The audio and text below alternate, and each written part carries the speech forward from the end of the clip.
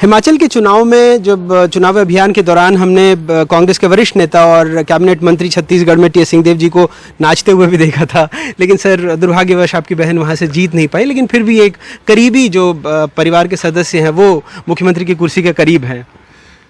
जी, दुर्भाग्य रहा सिस्टर। मैं तो वहाँ था 10 दिन करीब, लगता नहीं था कि इतने वोट से पीछे हो जाएंगे, लेकिन हो तो गए। 6-7 दफे की विधायक थी वो भी। 8 बार लड़ी थी इसके पहले, 6 बार विधायक थी। ये 9वां इलेक्शन था। अच्छा। तो संयोग से लोगों का साथ नहीं मिल पाया। लेकिन आपकी मौसी का परिवार अब मुख्यमंत्री हाँ, वो पीसीसी प्रेसिडेंट थी मौसी जी, हैं अभी भी पीसीसी प्रेसिडेंट हैं। प्रतिभा जी, ये वीरभद्र सिंह जी मेरी माँ के छोटे बहन से, सगी छोटी बहन से उनकी शादी हुई थी। आपका बचपन भी काफी कुछ हाँ, शिमले में भी, दिल्ली में भी।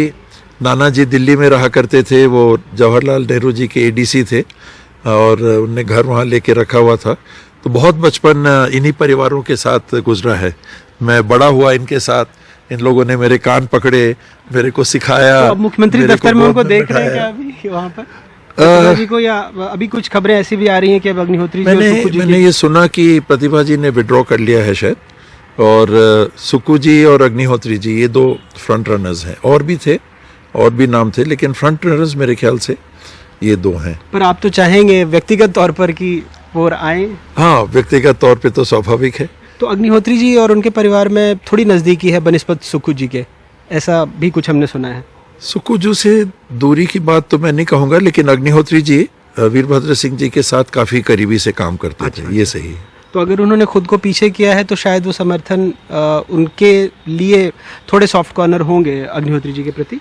नॉर्मली पीसीसी प्रेसिडेंट के रूप में वो हाईकमांड पे छोड़ेंगे।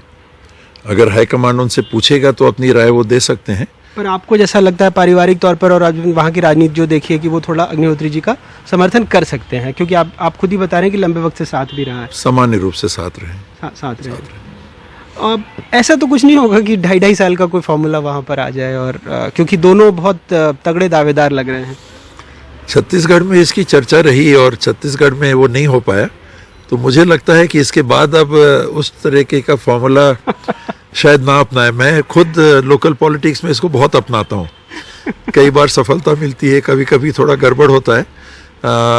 आपस के लोग रहते हैं, जिला पंचायत हो गया, नगर निगम हो गया, और बॉडीज़ हो गई, जनपद पंचायत हो गई, साथ के लोग हैं, किसको बनाएं, बड़ी मुश्किल होती है।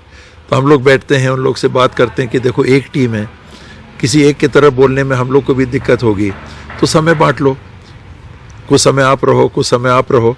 तो कई बार मान जाते हैं और कई बार वो लागू। वहाँ ऐसी स्थिति, क्योंकि 40-40 है, जैसे बहुत संख्या अच्छी है, और कोई रिजॉर्ट में भी उड़ के नहीं आने वाला रायपुर में।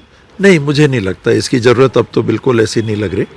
और बीजेपी की संख्या भी इतनी कम है कि 2/3 पार्टी छोड़ेंगे। 2/3 यानी 27 लोग अगर पार्टी छोड़ते हैं तब जाके वो स्थिति बनेगी। मुझे नहीं, मतलब कोई भी संभावना लग रही कि 27 लोग पार्टी छोड़ने वाले। सर बहुत बहुत शुक्रिया एनडीटीवी से बात करने के लिए।